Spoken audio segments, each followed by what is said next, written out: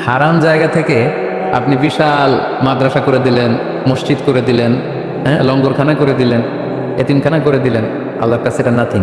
It doesn't care ইট। আল্লাহ এটা কোনো কেয়ারই করে না। হাবা মানসুর, এটা ধুলাই মলিন হয়ে যাবে, একেবারে উড়ে যাবে। এটা কোনো মিজানের পাল্লা উঠালে এটার কোনো ওজনই হবে না। কিন্তু আপনার হালাল ইনকাম, হালাল উপার্জন থেকে আপনি 10 রিঙ্গিট দিয়েছিলেন, এটাকে কিয়ামতের দিন কি দেখবেন? বিশাল পাহাড়ের সমান। সম্মানিত শুধু আমি একটি আয়াত দিয়ে আজকের আলোচনা শুরু করেছি। আয়াতটি অলমোস্ট মুখস্থ সবার, তাই না?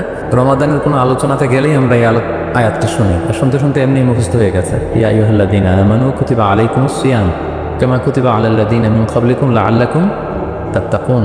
আল্লাহ তাআলা ইরশাদ করছেন, ওহে বিশ্বাসীরা, তোমাদের উপর সিয়ামকে ফার্জ করা হয়েছে যেমনি তোমাদের পূর্ববর্তীদের উপরও ফার্জ করা হয়েছিল, যাতে করে তোমরা মুত্তাকি হতে পারো, আল্লাহ সচেতন হতে পারো। তাহলে বোঝা গেল এই যে 1 মাস ব্যাপী যে আমরা সিয়াম পালন করছি, এটা শুধু আমাদের উপরই ফার্জ না, আমাদের আগেও যে সমস্ত জাতিগোষ্ঠী এসেছিল তাদের উপর আল্লাহ তাআলা ফরজ করেছিলেন। আর এটার উদ্দেশ্য কি? প্রাইম অবজেক্টিভ হচ্ছে লাআল্লাকুম তাত্তাকুন। আমার সাথে সাথে একটু পড়েন, লাআল্লাকুম তাত্তাকুন, যাতে করে তোমরা আল্লাহ সচেতন হতে পারো।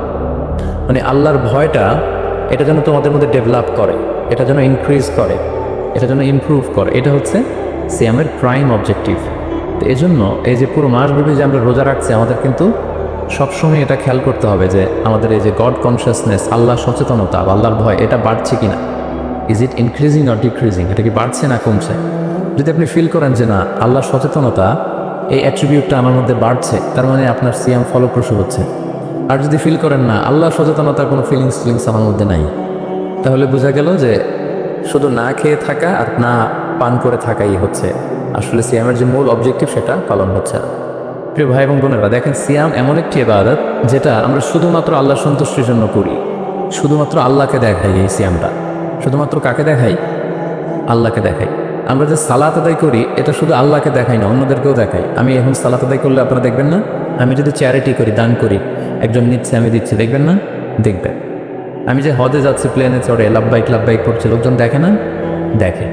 কিন্তু সিয়াম হচ্ছে কেবলমাত্র একমাত্র এমন একটি ইবাদত যেটা দেখিয়ে করা যায় না। 10 জন লোক যদি এখানে দাঁড়ানো থাকে, আপনাকে যদি আইডেন্টিফাই করতে বলেন তো এই 10 জনের মধ্যে 5 জন হচ্ছে সিয়াম পালনকারী, মানে রোজা রেখেছে, আর বাকি 5 জন রোজা রাখেন। এবার আপনি খুঁজে বের করেন কোন 5 জন রাখলো আর কোন 5 জন রাখলো না। কে বের করতে পারবেন বলেন তো দেখি? কেউ বের করতে পারবেন? বের করা সম্ভব নয়, কারণ চেহারা দেখে বোঝা যায় না যে কে রোজাদার আর কে বেরোজাদার। তো এই জন্য সিয়ামটা শুধু আল্লাহর জন্য আমরা রাখি, শুধু তিনিই জানেন আমি রোজা রেখেছি কি রাখিনি। ধরেন আমি বাসার ভেতরে ক্ষুধা, তো আমি যদি হুট করে কিছু খেয়ে ফেলি, খেয়ে আবার মসজিদে নামাজের সময় নামাজে গেলাম, সবাই মনে করবে আমি কি রোজাই রেখেছি। আসলে কি রাখছি? রাখি নাই। আবার আমার প্রচণ্ড তৃষ্ণায় গলা কাঠ হয়ে আছে, আমি চাইলে কিন্তু কিছু পান করতে পারি দরজা বন্ধ করে, কেউ দেখছে না, একাকি। তো মানুষের কাছে যে আমি কিন্তু রোজাদারের ভান করতে পারি। তার মানে রোজা হচ্ছে এমন একটি ইবাদত যেটা পৃথিবীর কেউ টের পায় না যে আমি রেখেছি কি রাখিনি। একজন মাত্র টের পায়, তিনি কে? তার মানে সিয়াম পালনের মধ্য দিয়ে এই যে আল্লাহর ভয়টা, Allah is watching me, Allah is observing me, each and everything আমরা যেটা করছি আমাদের এই পার্থিব জগতে, সব কিছু আল্লাহ দেখছেন, তিনি মনিটরিং করছেন। এই যে সেন্সটা, এটার নাম হচ্ছে তাকওয়া। এটার নাম কি? তাকওয়া। সো এই যে রোজা পালনের মধ্য দিয়ে আমাকে ফিল করতে হবে যে আমার এই তাকওয়াটাকে বাড়লো না কমলো। আমি যদি রোজাও রাখি, আবার যদি মিথ্যা কথাও বলি, আমি যদি রোজাও রাখি আবার মানুষকে ঠকাই, আমি সিয়ামও পালন করলাম আবার অশ্লীল কাজের সাথেও যুক্ত থাকলাম, তাহলে বোঝা গেল মাই লেভেল অফ তাকওয়া ইজ ডিক্রিজিং, এটা কমছে। সো আমার ফার্স্ট অ্যান্ড ফরমোস্ট রিমাইন্ডার হচ্ছে আজকের এই আলোচনায় যে এই যে সিয়াম আমরা পালন করছি, আমাদের খেয়াল রাখতে হবে যে আমাদের তাকওয়ার লেভেলটা বাড়ছে কিনা, আমরা আমাদের তাকওয়ার লেভেলটাকে ইমপ্রুভ করতে পারছি কিনা। সম্মানিত শুধু, এটা এমন একটা বরকতময় মাস, এ মাসে জান্নাতের দরজা খুলে দেওয়া হয়। The doors of heaven are opened, the doors of hell fire are closed. শয়তানকে চেইন আপ করা হয়। এর মানে হচ্ছে ইবাদতের একটা চমৎকার পরিবেশ বিরাজ করে এ মাসে। এ মাসে আপনি তেলাওয়াত করে, আপনি জিকির করে, আপনি তাহাজ্জুদ করে, আপনি কিয়ামুল লাইল করে যে মজা পাবেন, যে একটা আবহ তৈরি হবে, বছরের অন্য কোনো সময়টাতে কিন্তু এরকম হয় না। এবং তার চেয়ে মজার ব্যাপার হচ্ছে এই মাসে আমরা যত ইবাদত অফার করি, এগুলোর সওয়াবগুলো জ্যামিতিক হারে বাড়ানো হয়। অন্যান্য মাসে নেক আমল করলে সেটার রিওয়ার্ডসগুলো দেওয়া হয় জ্যামিতিক হারে, কিন্তু এ মাসে যেই নেক কাজগুলো আমরা করব সেটার সওয়াবগুলো বাড়ানো হয় জ্যামিতিক হারে। এ মাসে আমরা একটা নফল ইবাদত করলে একটা ফরজের সমান সওয়াব, একটা ফরজ ইবাদত করলে 700 গুণ সওয়াব, রমজান মাসে উমরা করলে হজের সমান সওয়াব। সুবহানাল্লাহ পড়বেন না? সুবহানাল্লাহ বিহামদি। তার মানে মাউসুমুল ইবাদা, ইবাদতের মৌসুম, অনেক অফার, নানা ধরনের আসমানি অফারের হাতছানি। ছোট্ট কাজ করলে এটাকে ফুলিয়ে ফাঁপিয়ে আল্লাহ তাআলা অনেক বড় করে আপনার আমলনামায় ঢুকিয়ে দিবে। এবং এই মাসটা আসলে আল্লাহ রাসূল সাল্লাল্লাহু আলাইহি ওয়াসাল্লাম খুব বেশি দান করতেন। আল্লাহ রাসূল সাল্লাল্লাহু আলাইহি ওয়াসাল্লাম সবসময় দান করতেন। আল্লাহ রাসূল সাল্লাল্লাহু আলাইহি ওয়াসাল্লামের ডিকশনারিতে না ছিল না। কি ছিল না? না ছিল না। কেউ এসে কিছু চাইলেই উনি দিয়ে দিতেন সাথে সাথে। নো বলতে জানতেন না। নো, না, এটা তিনি বলতে জানতেন না। তো হাদিস শরীফ এসেছে আল্লাহ রাসূল সাল্লাল্লাহু আলাইহি ওয়াসাল্লাম কানা আজওয়াদু বিল খাইরি মিনা রিহিল মুরসালা, প্রবাহিত বাতাসের চেয়েও আল্লাহ রাসূল সাল্লাল্লাহু আলাইহি ওয়াসাল্লামের বদান্যতা এই মাসে খুব বেশি দেখা যেত। প্রবাহিত বাতাস, ব্লোয়িং উইন্ড যেমনি যখন প্রবাহিত হতে শুরু করে সবার গায়ে যেমনি লাগে, বাতাস যদি বয় এটা কি শুধু মুসলমানদের গায়ে লাগে? কথা বলেন, সবার গায়ে লাগে। পূবালি বাতাস যখন আসবে, দক্ষিণা বাতাস যখন আসবে, আস্তিক নাস্তিক মুসলিম অমুসলিম সবার গায়ে যেমনি বাতাসের হিমেল ছোঁয়া এসে টাচ করে, রাসূল সাল্লাল্লাহু আলাইহি ওয়াসাল্লামের দানটাও এরকম সর্বব্যাপী ছিল। দেদারসে দান করতেন, হাত খুলে দান করতেন। বছরের কখনো রাসূল সাল্লাল্লাহু আলাইহি ওয়াসাল্লামকে এত বেশি দান করার জন্য উদ্গ্রীব হতে দেখা যেত না। রমাদান আসলে তিনি যতটা দান করতেন। এবং আল্লাহ রাসূল সাল্লাল্লাহু আলাইহি ওয়াসাল্লাম মানুষকে ইফতার শেয়ার করার ব্যাপারে উৎসাহিত করেছেন। তিনি আল্লাহ রাসূল সাল্লাল্লাহু আলাইহি ওয়াসাল্লাম বলেছেন যে সিয়াম পালনকারী কাউকে যদি কেউ ইফতারি করায় তাহলে সে রোজা রেখে যে সওয়াব পেল, আপনি ইফতারি করানোর কারণে ঠিক ওই পরিমাণ সওয়াব পেয়ে যাবে। যিনি রোজা রেখেছেন তার সওয়াব থেকে কোনো অংশই কমানো হবে না। তো সাহাবারা বললেন, ইয়া রাসূলুল্লাহ, আমাদের তো এত সামর্থ্য নেই যে আমরা মানুষকে ইফতারি করাবো। আল্লাহ রাসূল সাল্লাল্লাহু আলাইহি ওয়াসাল্লাম বললেন যে ওয়ালাউ বিতামরা, একটা খেজুর দিয়েও যদি ইফতারি করাও তাহলেও এই সওয়াবটা পাবে। মাসতাতুল লাবান, এক ঢোক দুধ দিয়ে যদি করাও, ওয়ালাউ শারবাতুমা, এক ঢোক পানি দিয়েও যদি কোনো রোজাদারের ইফতারি তুমি করাও তাহলে আল্লাহ তাআলা তোমার আমলনামায় এই সওয়াব দিয়ে দিবে। সো আমাদের জন্য এটা হচ্ছে দ্য মান্থ অফ অপরচুনিটি, অনেক বেশি সওয়াব কামানোর, অনেক বেশি রিওয়ার্ডস কামানোর একটা সুযোগ, এবং বিশেষ করে দান করার একটা অফুরন্ত সুযোগ। আপনি খেয়াল করে দেখেন যে আমরা মাঝে মাঝে অফার পেলে জিনিসপত্র খুব কিনি না। ধরেন একটা ব্লেজার আপনার কেনার খুব একটা দরকার নেই, দেখলেন যে 70% অফ। কত পার্সেন্ট? একটাও দরকার নেই, এখন যেতেইটা কিনবো, ওইটা কিনবো, কারণ অফ। এখানে সেল দেওয়া হচ্ছে, অপরচুনিটি দেওয়া হচ্ছে, অফার দেওয়া হচ্ছে। তো এই মাসটা হচ্ছে অফারের মাস। আল্লাহ তাআলা সওয়াব দেওয়ার জন্য বসে আছে, কিন্তু নেওয়ার জন্য আমরা প্রস্তুত না। তো সম্মানিত শুধু এজন্য আমাদের দানের হাতকে প্রশস্ত করার ট্রাই করতে হবে। নানাভাবে এই রমাদানের মুবারকে আমরা আল্লাহ তাআলার প্রিয় ভাজন হতে পারি অনেকগুলো কাজের মধ্য দিয়ে। এই স্বল্প সময়ে হয়তো সবগুলো টাচ করা সম্ভব হবে না, এজন্য আমি ভেবেছি দান করার মধ্য দিয়ে কীভাবে আমরা আল্লাহ তাআলার প্রিয় ভাজন হতে পারি এই ব্যাপারটা আজকে ইফতারির আগ পর্যন্ত আমি একটু টাচ করবার চেষ্টা করবো ইনশাআল্লাহ। ডোনেশন করা আমরা করি না সবাই?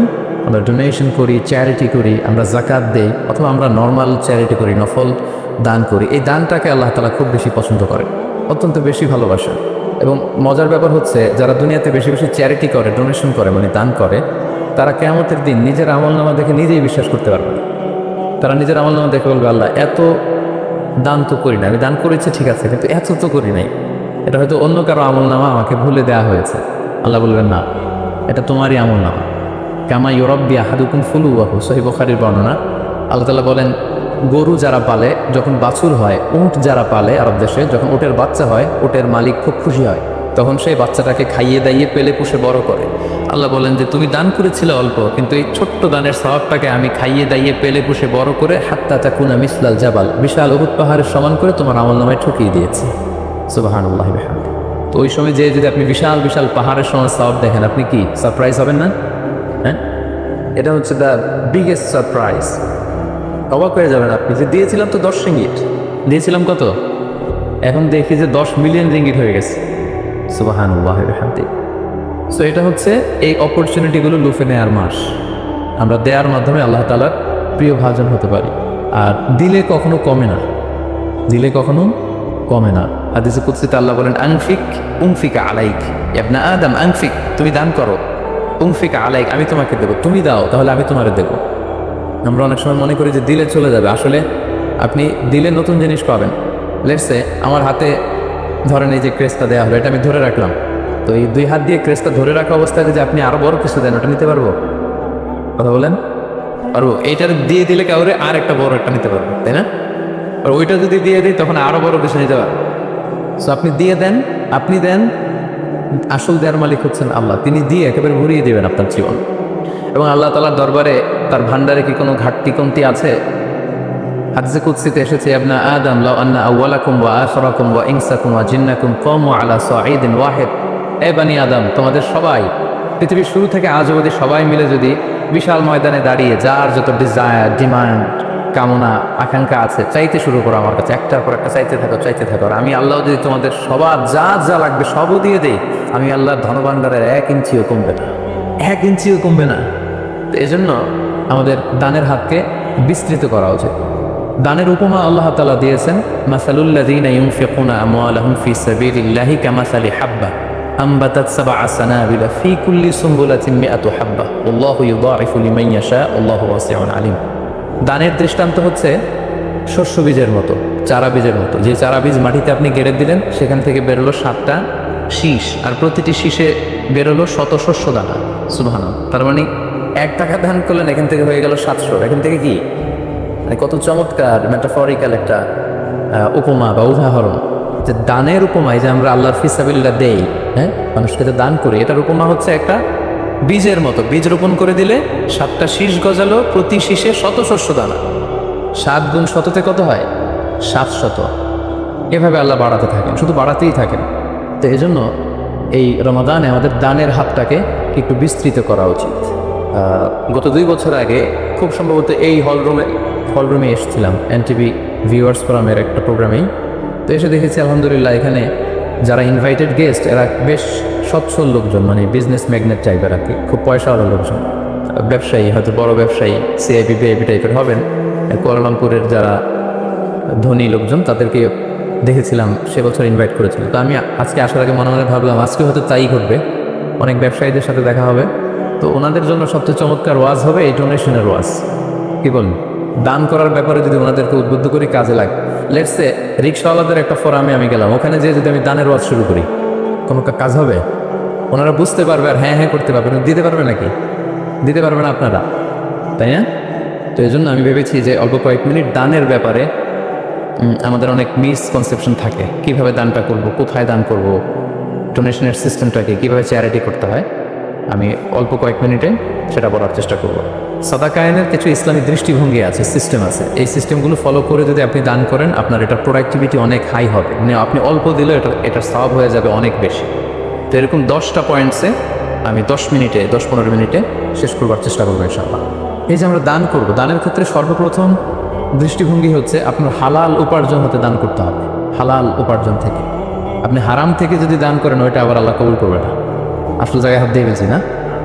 হারাম জায়গা থেকে আপনি বিশাল মাদ্রাসা করে দিলেন, মসজিদ করে দিলেন, হ্যাঁ, লঙ্গরখানা করে দিলেন, এতিমখানা করে দিলেন, আল্লাহর কাছে এটা nothing. It doesn't carry it. Allah এটা কোনো ক্যারি করে না। আবা মানসুর, এটা ধুলায় মলিন হয়ে যাবে, একেবারে উড়ে যাবে। এটা কোনো মিজানের পাল্লায় উঠালে এটার কোনো ওজনই হবে না। কিন্তু আপনার হালাল ইনকাম, হালাল উপার্জন থেকে আপনি 10 রিঙ্গিট দিয়েছিলেন, এটাতে কিয়ামতের দিন কি দেখবেন? বিশাল পাহাড়ের সমান। সো প্রথম কনসেপ্ট হচ্ছে আপনার ইউর ইনকাম শুড বি হালাল। আপনি হালাল উপার্জন থেকে যদি দান করেন, সেটা আল্লাহ তাআলা কবুল করেন। হারাম থেকে তিনি কবুল করেন না, কারণ ইন্নাল্লাহা তাইয়্যিব লা ইয়াকবালু ইল্লা তাইয়্যিবা। আল্লাহ তাআলা নিজে হচ্ছেন পবিত্র একটা সত্তা, অপবিত্র কিছু তিনি নেন না। তিনি হচ্ছেন মহাপবিত্র এক সত্তা, তিনি যেটা গ্রহণ করেন সেটাও পবিত্র হতে হবে। অপবিত্র কিছু আল্লাহ তাআলা কবুল করেন না। আল্লাহ তাআলা বলছেন, ইয়া আইয়ুহাল্লাযীনা আমানু আনফিকু মিন তাইয়্যিবাতি মা কাসাবাতুম। ওহে বিশ্বাসীরা, তোমরা হালাল জিনিস থেকে যেটা উপার্জন করেছো সেটা থেকে দান করো। সেখান থেকে অল্প দান করলেও সেটাকে বিশাল বড় করে আমলনামায় ঢুকাই দিবে কে? আর যদি আপনি হারাম থেকে দান করেন, ওইটা কিন্তু আল্লাহ তাআলার কাছে কবুল হবে না। আরেকটা মজার ব্যাপার হচ্ছে, যারা হারাম উপার্জন করে এদের দোয়াও আল্লাহ কবুল করেন। হারাম উপার্জনকারীর দোয়াও আল্লাহ তাআলা কবুল করেন না। তাহলে এই যে আমরা দান করব, আপনারা যারা ব্যবসায়ী গ্রুপ আছেন, আপনারা তো অনেক দান করেন, আপনারা নিঃসন্দেহে জাকাতও পে করেন অন টাইমে। আমি বিশ্বাস করতে চাই যে এখানে অল আর মানে সবাই জাকাত দেন, জাকাত পে করেন। জাকাত ছাড়াও এমনি নর্মাল চ্যারিটিও আপনারা খুব করেন, এটা আমি বিশ্বাস করি। তারপর রিমাইন্ডার হিসেবে এগুলো বলা, রিমাইন্ডার। আল্লাহ তাআলা বলছেন, ওয়াযাক্কির ফাইন্না যিকরা তানফাউল মুমিনিন। তুমি রিমাইন্ডার দাও, উপদেশ দাও। এই উপদেশগুলো, রিমাইন্ডারগুলো বিশ্বাসীদের অনেক কাজে দেয়। যারা বিশ্বাসী তাদের অনেক কাজে লাগে, এজন্য রিমাইন্ডার হিসেবে বলা। নিঃসন্দেহে আপনারা চ্যারিটি করেন, সাদাকা করেন, তারপরে রিমাইন্ডার হিসেবে। তাহলে আমাদের আলোচনাটা মনে রাখতে হবে, প্রথম পয়েন্ট হচ্ছে যে হালাল উপার্জন থেকে দান করতে হবে, হারাম থেকে দান করা চলবে না। 2 নম্বর পয়েন্ট হচ্ছে খুব গুরুত্বপূর্ণ পয়েন্ট। আমি যারা ভলান্টিয়ার্স এবং মিডিয়া কর্মী তারাই হাঁটাচলা করবেন, বাকিরা মোবাইল নিয়ে ছবি তোলার জন্য ওঠা বসা করবেন না। এটা অনেক গুরুত্বপূর্ণ একটা মুহূর্ত। অনেক দূর থেকে এসেছেন, আমি অনেক সময় স্যাক্রিফাইস করে এসেছি। আমার মনে হয় মনোযোগ দিয়ে কথাগুলো শুনবার চেষ্টা করুন। 2 নম্বর পয়েন্ট হচ্ছে ভালো জিনিসটা আল্লাহর রাস্তায় দান করতে হবে, ভালোটা। আমরা অনেকে যেটা করি সবচেয়ে খারাপটা দান করি। ধরেন ফর এন এক্সাম্পল, আমের বাগান আছে আপনার, তো আপনি ভাবলেন যে কিছু গরিবদেরকে দান করবেন, তো যেটা করে আমাদের দেশে সবচেয়ে পচা যেগুলো ওইটার একটা বস্তা করে, ওইটা কেন, ওইটা দান করবে উনি। এরপর ধরেন রিক্সা থেকে, আপনি বাংলাদেশের উদাহরণ দিয়ে, রিক্সা থেকে নামছেন, হঠাৎ একজন ভিক্ষুক ফরিয়া দিয়ে এসে হাত পাতল, তো এখন আপনি ভালো মানুষ, আপনি দান করেন, দিতে চাচ্ছেন, তো পকেট থেকে টাকা বের করে খুঁজতেছে যে সবচেয়ে পুরাতন নোট কোনটা। আপনাদের মধ্যে থেকে আপনারা হয়তো এগুলো করেন না, আলহামদুলিল্লাহ, যারা অন্যান্যরা যারা করে তাদের কথা বলছি এখানে। তারপরে দেখবেন যে 5 টাকার স্কচ টেপ দিয়ে লাগানো থাকে না ছেঁড়া নোটগুলো, ওইটা খুঁজে যে ওইটা দিবে। তো এটা যদি করেন এটা আপনি ভুল করছেন, কারণ এই দানটা বেসিক্যালি আপনি আল্লাহ তাআলাকেই করছেন। কিয়ামতের দিন আল্লাহ বলবে, আমার তুমি খাবার দিলা না, আমাকে পোশাক দিলা না, আমাকে সাহায্য করলা না। বনি আদম বলবে, আল্লাহ বলেন কি, আপনি খাবার চাইলে তো সারা দুনিয়ার সব দামি দামি খাবারের বস্তা আপনার কাছে এনে দিতাম, আপনি পোশাক চাইলে তো আমারটাই খুলে দিতাম। আল্লাহ বলতেন, ওই যে অসহায় পীড়িত দুস্থ সুবিধাবঞ্চিত মানুষগুলোকে খাওয়ালে আমাকে খাওয়ানো হতো, তাদেরকে পড়ালে আমাকে পড়ানো হতো। তো এই যে আপনি ছিঁড়ার নোটটা যে গরিবের হাতে দিলেন, আসলে এটা আল্লাহরে দিচ্ছেন আপনি, এটা করবেন না, এটা কখনোই করবেন না। আল্লাহ তাআলা বলছেন, ওয়ালা তায়াম্মামুল খাবিসা মিনহু তুনফিকুন, খারাপটা আল্লাহরে দিও না, আল্লাহর রাস্তায় ভালোটা দিবে। লান তানালুল বিররা হাত্তা তুনফিকু মিম্মা তুহিব্বুন, সবচেয়ে ভালোটা যদি আপনি আল্লাহর রাস্তায় দিতে না পারেন, তাহলে আপনি তো ঈমানদারি হতে পারলেন না। পুণ্য ততক্ষণ পর্যন্ত হাসিল হবে না যতক্ষণ না তুমি যেটা পছন্দ করো ওইটা যতক্ষণ তুমি আল্লাহর রাস্তায় দিতে না পারো, ততক্ষণ পর্যন্ত পুণ্য হাসিল হবে না। দানের দৃষ্টিভঙ্গির 2 নম্বর পয়েন্ট হচ্ছে আমরা ভালোটা দিব খুঁজে খুঁজে। আপনি আম বাগানের মালিক, আপনি সবচেয়ে টসটসে পাকা এক বস্তা আম আপনি কালেক্ট করবেন, যে এটা আপনি দান করবেন। কি পারা যাবে না ইনশাআল্লাহ? এই রিমাইন্ডারটা আমরা যেন সবাই নিই। আমি আমার নিজের একটা উদাহরণ বলি, নিজেকে জাহির করার জন্য বলছি না, জাস্ট উৎসাহ দেওয়ার জন্য। আমি বাংলাদেশে যেহেতু তাফসীর প্রোগ্রামের জন্য জেলা টু জেলা সারা বাংলাদেশে আমার মুভমেন্ট করতে হয়, দেখা যায় যে গাড়িতেই থাকতে হয় দিন রাত। তো আমি একটা অভ্যাস করে নিয়েছিলাম, আমি যেটা করতাম, আমি কচকচে 100 টাকা আর 500 টাকার কিছু নোট আবার এই পকেটে রাখতাম, যদি কখনো গাড়ির সামনে কোনো ফরিয়াদি বা ভিক্ষুক যদি চায় ওদেরকে দেওয়ার জন্য। তো এটা একটা অভ্যাস করে নিয়েছিলাম, 100 টাকার কচকচে নোট আর 500 টাকার কচকচে নোট। এই আয়াত পরে আমার এই ফিলিংসটা এসেছে যে না, ভালোটা দিব আমি সবচেয়ে। তো আমার মনে পড়ে মেঘনা টোল প্লাজার এখানে একটা ছোট্ট জ্যাম হয়, তো তখন অনেক খোরা ল্যাংরা লোকজন এসে এরকম হাত পাতে। তো আমি ওই গ্লাসটাকে এতটুকু নামালাম যতটুকু নামালে আমার টাকাটা শুধু বের করা যায় আর কি, ওইভাবেই দেই যাতে আমাকে দেখা না যায়। তো সামান্য একটু গ্লাসটা নামিয়ে 500 টাকার কচকচে একটা নোট আমি জাস্ট বের করে দিলাম। তো সে পেয়ে তো অবাক, হয়তো ওখানে ওই ছিঁড়া পড়া 10 টাকা 5 টাকার নোটগুলোই ওরা পেয়ে অভ্যস্ত। তো 500 টাকার কচকচে নোট যখন পেয়েছে, তখন সে এভাবে হাত তুলে দোয়া করতেছে, আর হাসি, কি হাসি, ভুবন রাঙানো হাসি, মানে 5 লক্ষ টাকা দিয়ে ওই হাসি আমি কিনতে পারবো না। আমার বাসার পাশে এক মসজিদ, একবার আসরের সালাতে গেলাম, এক অন্ধ লোক না সালাম ফেরানোর পরে বললো যে আমি অন্ধ, একটু আমাকে সহায়তা করবে। একজন ওনাকে হাতে করে মসজিদের বারান্দায় দাঁড় করায় দিল। তো পকেটে হাত দিয়ে দেখি কোনো টাকা নেই, বাসা খুব কাছে, বাসায় চলে গেলাম। আবার ওই 500 টাকার কচকচে একটা নোট নিয়ে আসলো।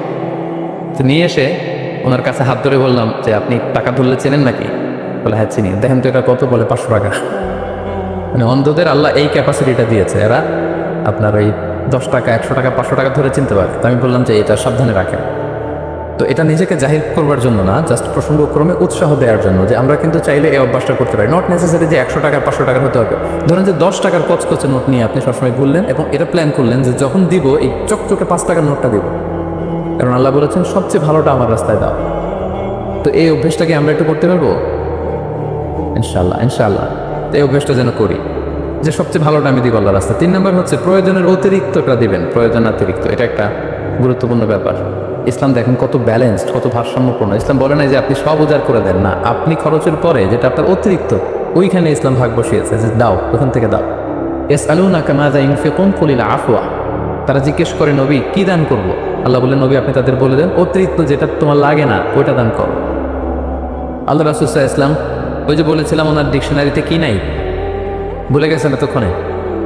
আল্লাহ রাসূল সাল্লাল্লাহু আলাইহি ওয়াসাল্লাম ডিকশনারিতে কি নেই, মানে কেউ চাইলে না বলতে পারতেন না উনি। একবার আল্লাহ রাসূল সাল্লাল্লাহু আলাইহি ওয়াসাল্লামের গায়ে একটা মাত্র জামা, এক ফরিয়াদি এসে বললেন ইয়া রাসূলুল্লাহ আ'তিনি কামিসান, একটা জামা দেন আমাকে। রাসূল সাল্লাল্লাহু আলাইহি ওয়াসাল্লাম গায়েরটাই খুলে দিয়ে দিলেন। তো সুবহানাল্লাহ পড়বেন না? তো এখন গায়ে যেহেতু জামা নাই, সাহাবারা নানা কাজে এসেছে, উনি বেরো হতে পারেন না, ঘরে বসে আছে। এবার আল্লাহ আয়াত নাযিল করলেন ওয়াল্লাযীনা ইযা আনফাকু লাম ইউসরিফু ওয়া লাম ইয়াকতুরু ওয়া কানা বাইনা যালিকা কাওয়ামা।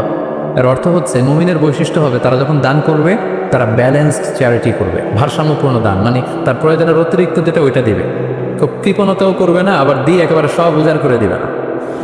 মানে এই আয়াত দিয়ে আল্লাহ তাআলা বোঝাতে চাইলেন নবীকে যে নবী, জামা যদি দুইটা থাকতো তো একটা দিতেন, জামা যদি দুইটা থাকতো তো একটা পরছেন আর একটা দিয়ে দিতেন, সেটা ঠিক ছিল। বাট ছিলই কয়টা? একটা। ওইটাই যে দিয়ে দিয়েছেন, এখন আপনার হবে কি? সুবহানাল্লাহ। কি দয়ালু নবী ছিলেন, কি দাতা নবী ছিলেন, কি দানশীল ছিলেন, কি জেনারেস ছিলেন। তো দানের ক্ষেত্রে ইসলামের দৃষ্টিভঙ্গি হচ্ছে ভারসাম্যপূর্ণ দান করতে হবে, সব উজাড় করে দিয়ে দেওয়া যাবে না। আপনার সব এই যে কষ্টে উপার্জিত সম্পদ, এটা ব্যবহারের সবচেয়ে বেশি হকদার আপনি নিজেই, আপনার ফ্যামিলি। তো আপনাদের খরচ শেষে অতিরিক্ত যেটা থাকবে সেটা আপনি দান করতে পারেন। তাহলে কয়টা পয়েন্ট বললাম? 3টা। আপনাদের মনোযোগ আছে তো, নাকি কষ্ট হচ্ছে? এই তো আর কিছুক্ষণ পরে আমরা ইফতারি করবো ইনশাআল্লাহ। 4 নম্বর পয়েন্ট হচ্ছে দানের শো অফ থাকতে পারবে না, মানে লোক দেখানোর জন্য দান করা যাবে না। এটা আমরা অনেকে করে ফেলি, দেখানোর জন্য। আমার এক বড় শিল্পপতি বলবে, দানবীরে বলবে, হাতেম তাই, হ্যাঁ আমার নাম পত্রিকায় আসবে। এই টেন্ডেন্সি নিয়ে যদি আপনি দান করেন, সব শেষ। শো অফ করা যাবে না। লোক দেখানোর জন্য যদি দান করেন, সে দান আল্লাহ তাআলা কবুল করে না। কিয়ামতের দিন আল্লাহ অনেক দানশীলকে বলবে, তুমি জাহান্নামে যাও, go to the hell fire. দানশীল বলবে, আল্লাহ আমি জাহান্নামে যাবো কেন? আমি তো এতিমখানা করলাম 40টা, মসজিদ বানিয়ে দিলাম 50টা, এরপর মাদ্রাসা বানিয়ে দিলাম এতগুলো, আমি জাহান্নামে যাব? আল্লাহ বলবেন যে তুমি তো এই দানগুলো করেছিলে যে লোকজন তোমাকে বাহাবা দিবে, ওই বাহাবা তো দুনিয়াতে তুমি পেয়েছোই, তো আমার কাছে কি চাও? Go to the hell fire, যাও জাহান্নামের আগুনে যেয়ে ঠুকো। তা আমরা কি ওই রকম দানশীল হতে চাই নাকি? আল্লাহ তুমি আমাদেরকে হেফাজত করো। আমরা যতটুকু দান করব শুধুমাত্র কেবলমাত্র একমাত্র আল্লাহর সন্তুষ্টির জন্য দান করব। মনে থাকবে তো সবার ইনশাআল্লাহ? আচ্ছা, 5 নাম্বার হচ্ছে গোপনে দান করাটা, এটা বেশি ভালো। প্রকাশ্যে দান করা যায়, এটা ভালো, বাট গোপনে দান করা বেশি ভালো। আল্লাহ তাআলা বলছেন, ইন তুবদু সাদাকাতি ফানি'মা হিয়া ওয়া ইন তুখফুহা ওয়া তুতুহাল ফুকারা ফাহুয়া খায়রুল লাকুম। তুমি যদি দেখিয়ে দান করো, এটা ভালো, এটা খারাপ না। আমি দিলাম, আরেকজন দিলে আপনারা দেখলেন, সমস্যা নেই, যদি আমার নিয়ত ভালো থাকে। বাট যদি গোপনে দান করতে পারি, এটা হচ্ছে শ্রেষ্ঠ দান। এর চেয়ে শ্রেষ্ঠ দান আর হতে পারে না, গোপনে দান। 7 শ্রেণীর ব্যক্তিকে আল্লাহ তাআলা কিয়ামতের দিন ওনার আরশের নিচে ছায়া দিবেন, যেদিন আল্লাহ দেয়া আরশের ছায়া ছাড়া আর কোনো ছায়া থাকবে না। এই 7 শ্রেণীর ব্যক্তির মধ্যে 1 শ্রেণীর ব্যক্তি হচ্ছে যারা গোপনে দান করে, এত গোপনে দান করে যে তার ডান হাত কি দান করলো, বাঁ হাত সেটা টের পায় না। সুবহানাল্লাহ। গোপনে দান, গোপনে। আরব দেশে এই কালচারটা আছে। এই রমজানে এরা এত দান করে, তাহাজ্জুদের আগে দিয়ে বের হয়, একটা প্যাকেটের ভেতরে কিছু ইফতারি সামগ্রী, কিছু সাহুর সামগ্রী, আর ধরেন 500 রিয়ালের একটা নোট বাড়ির সামনে আস্তে করে রেখে দিয়ে আবার ড্রাইভিং করে চলে যাবে। এরকম 500টা বাড়ি 100টা বাড়ির সামনে দিয়ে বাস শেষ। কে দান করলো তাও জানলো না, কিভাবে কি হলো কেউ টেরও পায়নি। যার পাওয়া দরকার সে পেয়ে গেছে, যার সওয়াব দরকার সে সওয়াব আল্লাহর কাছ থেকে নিয়ে নিয়েছে। তো এই যে গোপনে দানটা আল্লাহ তাআলার কাছে খুব বেশি প্রিয়, এবং এটা খুব পাওয়ারফুল একটা ব্যাপার। কতটা পাওয়ারফুল আমি একটা হাদিস শোনাই, লম্বা হাদিস, সময় আমাদের হাতে কম, আমি সংক্ষেপে বলি। আল্লাহ যখন এই পৃথিবী সৃষ্টি করলেন, পৃথিবী কাঁপছিল। আল্লাহ তখন পাহাড় পেরেকের মতো পৃথিবীতে ঢুকিয়ে দিলেন, পৃথিবীর কাঁপাকাঁপি বন্ধ হলো। ফেরেশতারা অবাক, আল্লাহ পাহাড়ের এত শক্তি যে আপনি পাহাড়কে কেটে দিলেন, পৃথিবীর কাঁপাকাঁপি বন্ধ হয়ে গেল। ইয়া রাব্বি হাল মিন খালকিকা আশাদ্দা মিনাল জিবাল, আপনার সৃষ্টিকুলের মধ্যে পাহাড়ের চাইতেও শক্তিশালী কিছু আছে? আল্লাহ বললেন আছে। সেটা কি?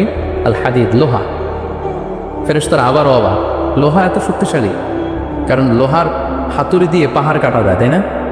তখন ফেরেশতারা আবার প্রশ্ন করলো, আল্লাহ তাহলে লোহার চাইতে শক্তিশালী কিছু আছে নাকি? আল্লাহ বললেন আছে, আগুন, হান্না। কারণ আগুনের ভেতরে লোহা ফেললে লোহা গলে যায়, তাই না? ফেরেশতারা আবার অবাক হয়ে বললেন, তাহলে আগুনের চাইতে শক্তিশালী কিছু আছে নাকি? আল্লাহ বললেন আছে। সেটা কি? পানি। কারণ আগুনে পানি ঢেলে দিলে আগুন অস্তিত্ব হারায়। ফেরেশতারা শুধু অবাক হচ্ছে, খালি অবাক হচ্ছে। এবার বললেন, আল্লাহ তাহলে পানির চাইতে শক্তিশালী কিছু আছে নাকি? আল্লাহ বললেন আছে। সেটা হচ্ছে বাতাস। কারণ বাতাস ঝাপটা মেরে জলোচ্ছ্বাস তৈরি করে জলের মধ্যে, পানির মধ্যে, তাই না? এক জায়গা থেকে পানি নিয়ে অন্য জায়গায় নিয়ে যায়। ফেরেশতারা আবার অবাক, বাতাস এত শক্তিশালী? ইয়া আল্লাহ, তাহলে এই বাতাসের চাইতে শক্তিশালী কোনো সৃষ্টিকে আপনার সৃষ্টিকুলে আছে? আল্লাহ বললেন আছে। কে? আল্লাহ বললেন ওই বনি আদম যে গোপনে দান করে। ওই বনি আদম যে গোপনে দান করে, এত গোপনে তার ডান হাত কি দিয়েছে, বাঁ হাত সেটা টের পায় না। সুবহানাল্লাহ।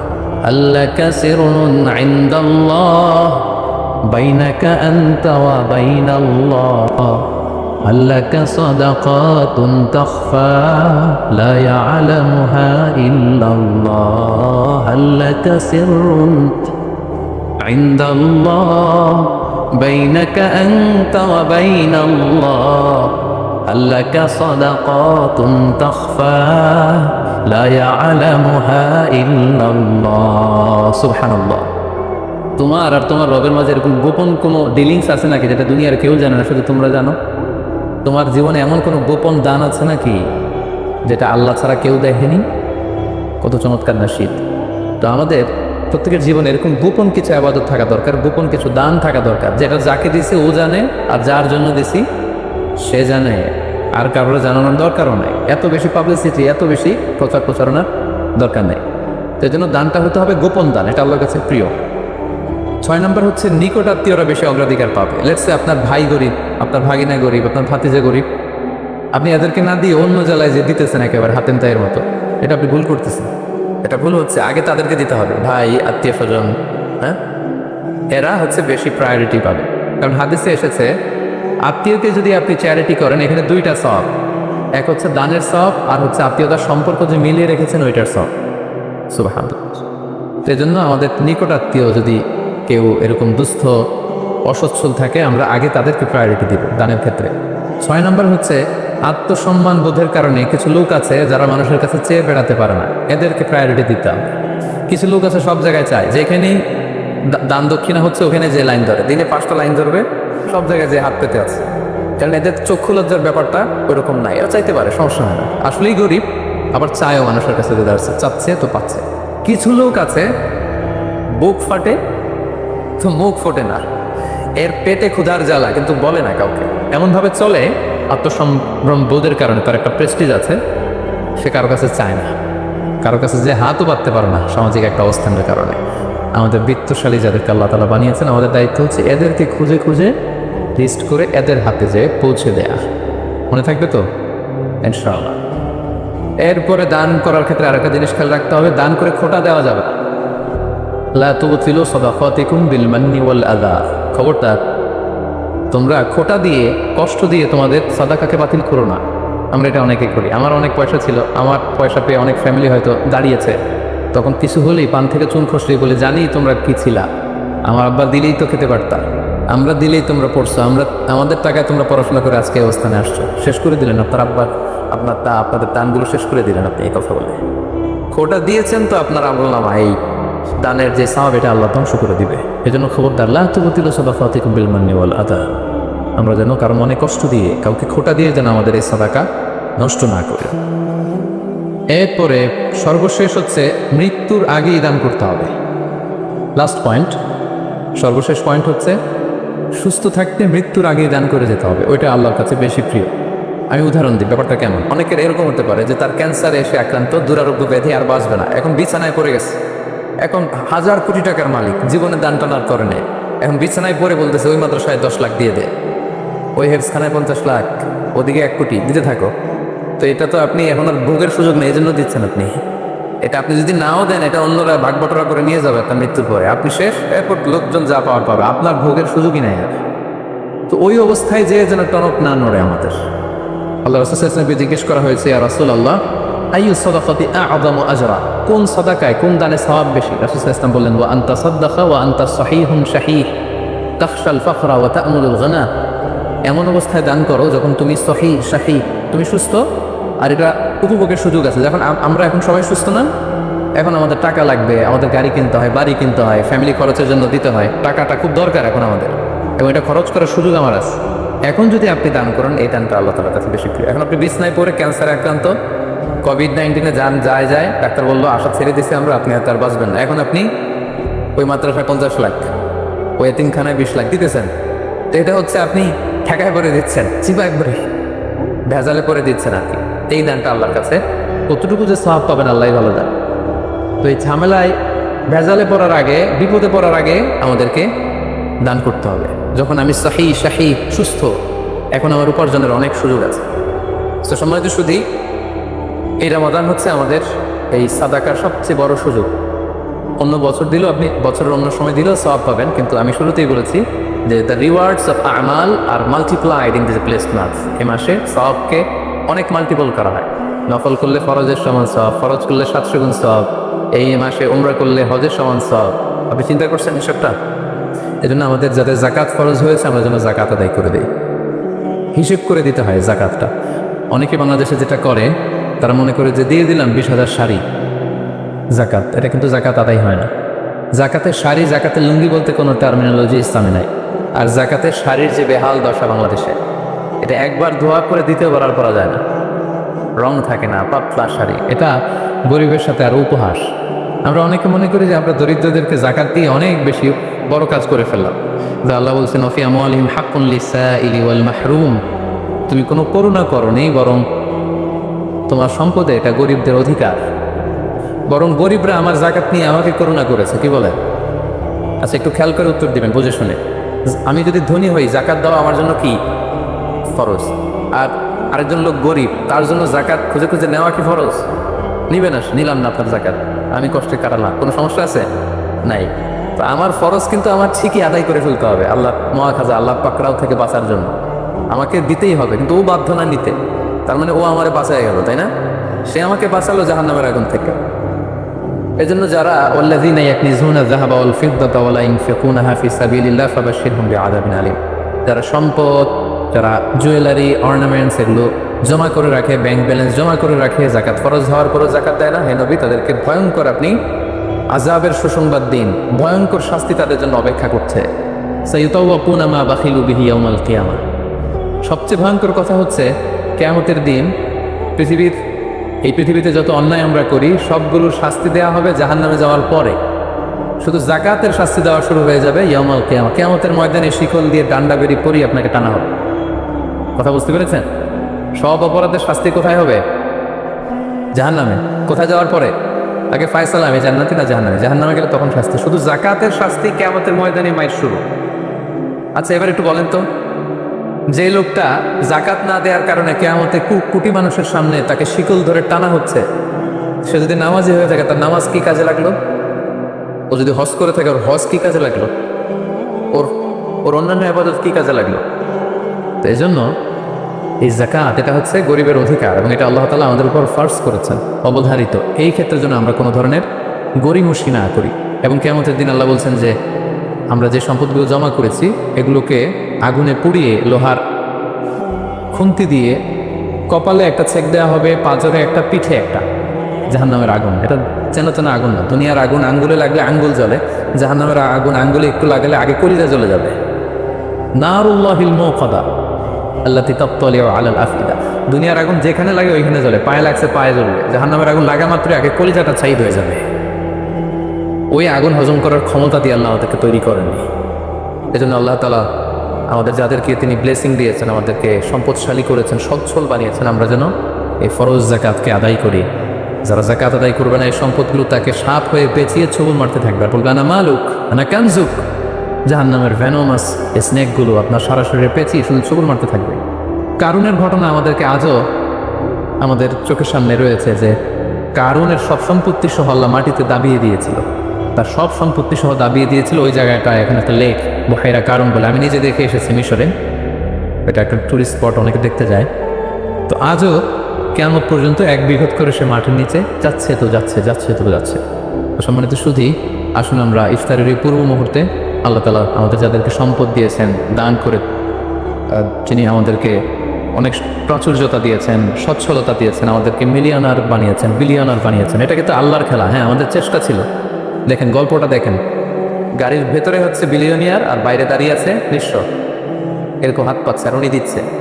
গল্পটা উল্টাও হতে পারতো, আমি ওই জায়গায় দাঁড়িয়ে এরকম চাচ্ছি, তাই না? আর উনি দিচ্ছে, এরকম হতে পারতো না ঘটনাটা?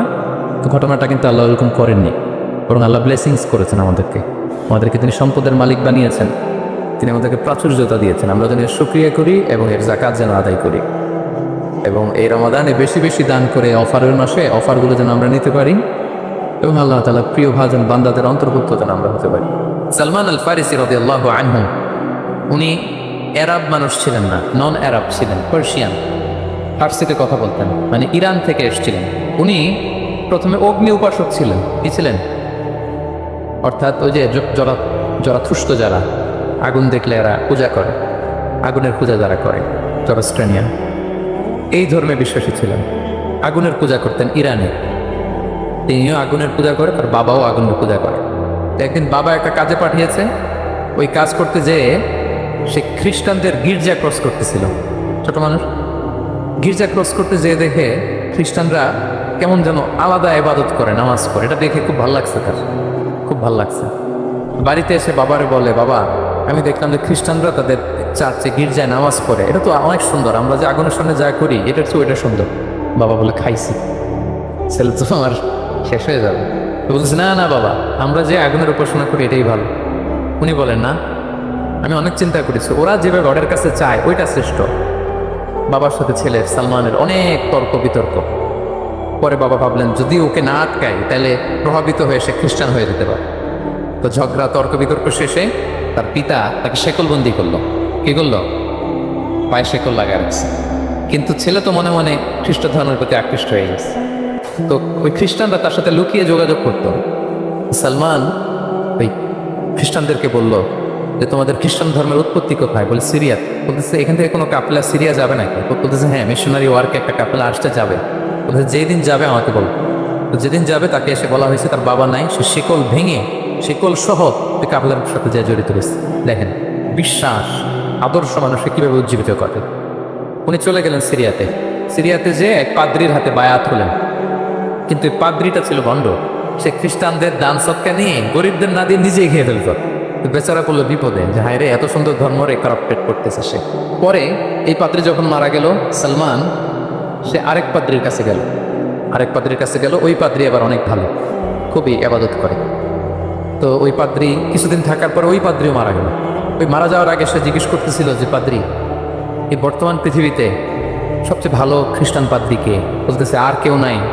যদি ভালো খ্রিস্টান পাদ্রি তোমাকে পেতে হয়, জানতে হয়, তোমাকে ইরাকের মোসেল শহরে যেতে হবে। এবার মোসেলে যেয়ে সে আরেক খ্রিস্টান পাদ্রির কাছে থাকলো। কিছুদিন পরে ওই পাদ্রিও মারা গেল। তো মৃত্যুর আগে তাকে জিজ্ঞেস করছিল যে পাদ্রি আপনি বলেন তো আপনার পরে শ্রেষ্ঠ পাদ্রি কে আছে পৃথিবীতে? সে বলেছে আমার পরে শ্রেষ্ঠ কোনো পাদ্রি আর পৃথিবীতে নাই। খ্রিস্টান ধর্ম শেষ হয়ে গেছে, নাই। তবে জেনে রেখো, শেষ জামানার নবী আসার সময় ঘনিয়ে এসছে। তিনি যে এলাকায় আসবে, এলাকাটা চারদিকে পাহাড় বেষ্টিত থাকবে, চারদিকে থাকবে পাহাড়, খেজুরের বাগান, মরুদ্যান। তাকে চেনার আলামত আছে। কি আছে? আলামত আছে। এক নম্বর আলামত হচ্ছে ওই শেষ নবীকে দানের খাবার দিলে তিনি খায় না, কিন্তু উপহার দিলে সে নেয়, খায়। আর তার পিঠে দুই কাঁধের মাঝখানে একটা নবুয়তির মোহর আছে। যদি পারো তার কাছে যে বায়াত হয়। সালমান আল ফারসি পাগল হয়ে গেছে ওনার সন্ধান পাওয়ার জন্য, কিভাবে যাবে কিভাবে যাবে। তো উনি কিছু ছাগল পালতেন। একটা কাফেলা তিনি পেলেন, যে কাফেলা আরব কাফেলা, বনু কালবের কাফেলা আরব দেশে যাচ্ছে। তাদের সাথে তিনি চুক্তি করলেন যে আমার যত ছাগল আছে এই ছাগলগুলো তোমাদের দিয়ে দিব, তোমরা কি ওই এলাকায় আমাকে পৌঁছে দিবা? তা বলল হ্যাঁ, পৌঁছে দিব।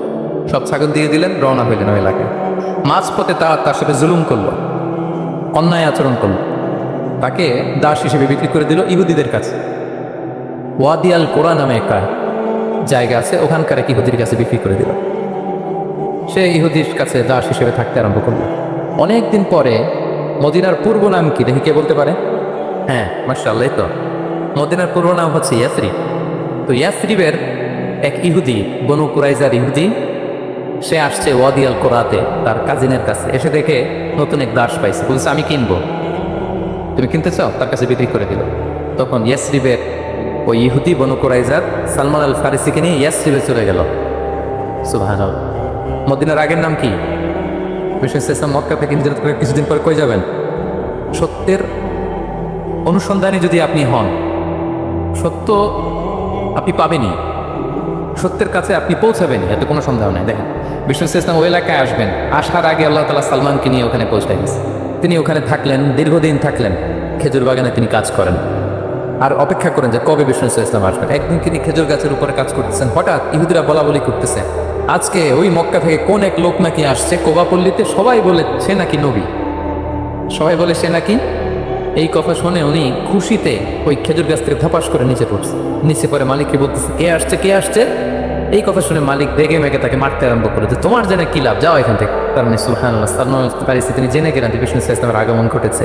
আপনারা জানেন যে হিজরতের যে রুটটা, বিষ্ণু ইসলাম সরাসরি ইয়াসরিবে বা মদিনায় না ঢুকে প্রথমে কুবাতে ঢুকেছিলেন। কুবাপল্লীতে কিছুদিন ছিলেন, মসজিদে কুবা নির্মাণ করেছেন। তো তিনি তো সত্যের সন্ধানী হয়ে পাগল, আল্লাহর কাছে সবসময় দোয়া করতেন, আল্লাহ সেই আখির জামানার নবীর সন্ধান যেন আমি পাই। সালমান আল ফারিসি রাদিয়াল্লাহু তাআলা আনহু, ওই যে তার পাদ্রীর শিখিয়ে দেয়া যে আলামত, তিনি দেখলেন ঠিকই তো ইয়াসরিবের দুই দিকে হাররা আছে, মানে পাহাড় বেষ্টিত, আবার খেজুরের বাগান আছে। এবার তিনটা যে আলামত দিয়েছিল, ওই আলামত চেক করার জন্য কিছু খেজুর নিয়ে কুবায় চলে গেলেন। কুবায় যেয়ে দেখেন বিষ্ণু ইসলাম সাহাবাদের নিয়ে বসা। তো তিনি বিষ্ণু ইসলামের সাথে পরিচিত হয়ে বললেন, এই যে কিছু সাদাকার খেজুর আমি আপনার জন্য এনেছি, নেন।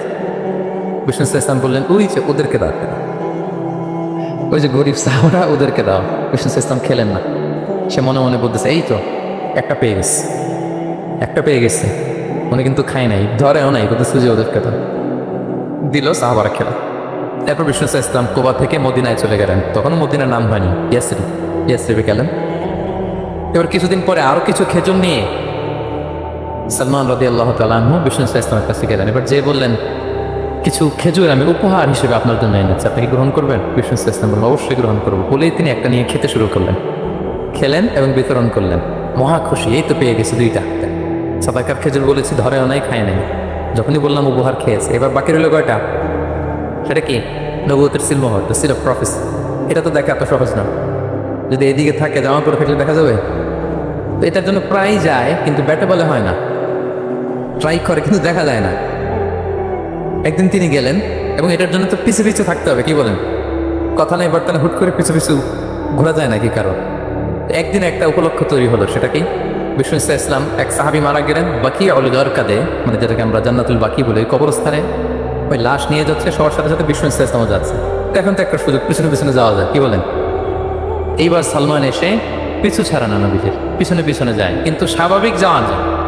একটা আছে সিম্পলি হাঁটা, এরকম না, একবার এদিকে যায়, একবার ওদিকে যায়, একবার এদিকে যায়। আর কোনো সাহাবারা মনে মনে ভাবে, ঘটনা কি, এরকম করে কেন লোকটা? কিন্তু বিষ্ণু ইসলাম তো জানেন কেন এরকম করতেছে, ঠিক কিনা বলেন? বিষ্ণু ইসলাম সেদিন দুইটা চাদর পরেছিলেন, একটা নিচে আর একটা উপরে, নিচে লুঙ্গি আর একটা চাদরটা দিকে গা ঢেকেছিলেন। বিষ্ণু ইসলাম ইচ্ছে করে পিঠের চাদরটা একটু নিচের দিকে নামালেন, যাতে করে সে যেটা খুঁজতেছে ওটা দেখে ফেলে। বিষ্ণু ইসলাম চাদরটাকে একটু করে নিচে নামালেন, নামানোর সাথে সাথে তিনি দেখলেন দ্য সিল অফ প্রফেসি, মাহরুন নবুয়া। দেখার সাথে সাথে সালমান আল ফারিসি চিৎকার দিয়ে বিষ্ণু নবীকে জড়িয়ে ধরলেন এবং ওই জায়গাটাতে দুই ঠোঁট দিয়ে চুমু খেলেন, কাঁদতে শুরু করলেন। বিষ্ণু ইসলাম বললেন, কেন কাঁদো তুমি? এতক্ষণ আমি আপনাদেরকে যা শোনালাম, সালমান পুরো ঘটনাটা বিষ্ণু ইসলামের কাছে বর্ণনা করলেন। বললেন, ইয়া রাসূলুল্লাহ, এই জন্য কাঁদি, আমি ছিলাম অগ্নি উপাসক, সত্যের সন্ধানে আমি খ্রিস্ট ধর্ম গ্রহণ করেছি।